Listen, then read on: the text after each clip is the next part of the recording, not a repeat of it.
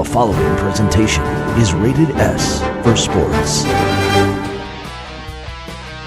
Hi there, Mitch Rizzuto reporting for SouthingtonSports.com. We're in the office of Athletic Director Eric Swallow here at Southington High School. And today we're here to talk quick about social networking, social media in this day and age between Facebook, Twitter, MySpace, Instagram.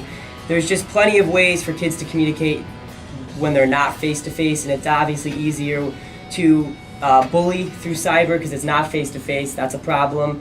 It's a problem with some of the athletic events going on with teams and athletes talking to each other before the game, and obviously in some worst cases, some threats being made. So obviously you know more than I do. So explain, the problems that you face on a day-to-day basis. I think it's just it's unique to where we are as a society. I mean, technology has taken over, and the primary way for people to communicate now is through some of the methods that you mentioned, and it can be a positive resource, but it can also be a negative resource. And I think one of the problems that we're finding is that it's not just within a high school environment. This has gone on within the framework of government. It's gone on within the framework of professional sports, people doing inappropriate things, again, through like Twitter or Facebook.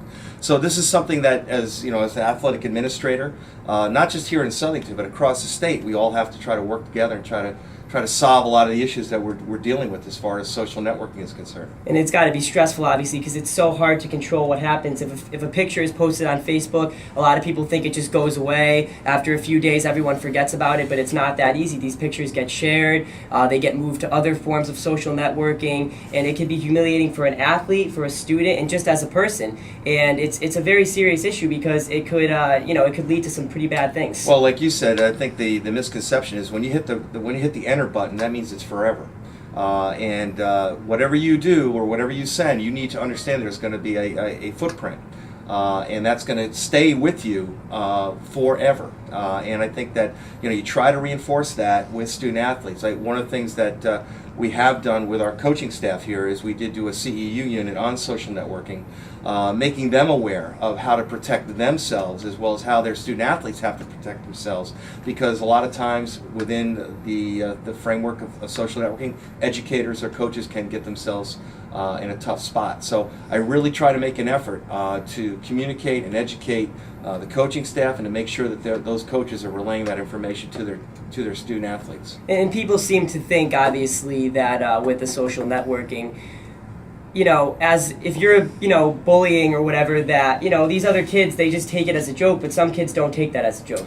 It's very serious, and you obviously kids try to impress their friends. They try to make a joke, but I mean, obviously, you don't want kids, doing bad things to themselves, because they just get in positions where they don't know a way out. Obviously, there's guidance counselors here at the school, but it could be very serious. Well, words hurt, and I think that's again something that we deal with as a high school or as a public school, that we're constantly trying to be vigilant in making students aware of the fact that if they are using social networking, that cyberbullying is a serious issue, and there are serious consequences in the effect that if it is brought to the attention of the school administration, there normally is an investigation.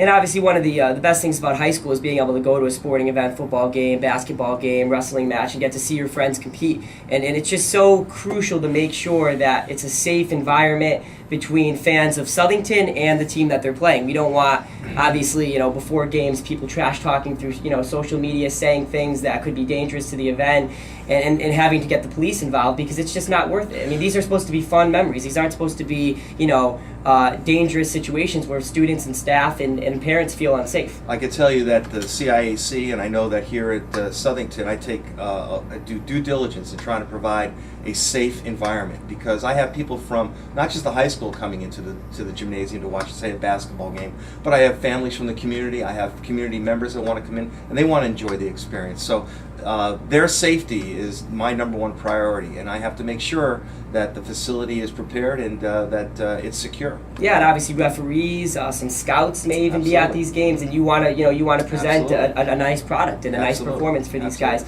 And obviously, you work hard every day. He's doing everything he possibly can to make sure that these events are safe, and we thank you for that as athletic director. Thank you. And once again, Mitch Rizzuto here with Eric Swallow in his office at Southington High School. I'm Mitch Rizzuto reporting for SouthingtonSports.com. All net with that one. Base hit, left field. Checked him against the glass. First down, Southington. What a shot, upper left corner. Southington Sports Fever. Catch it.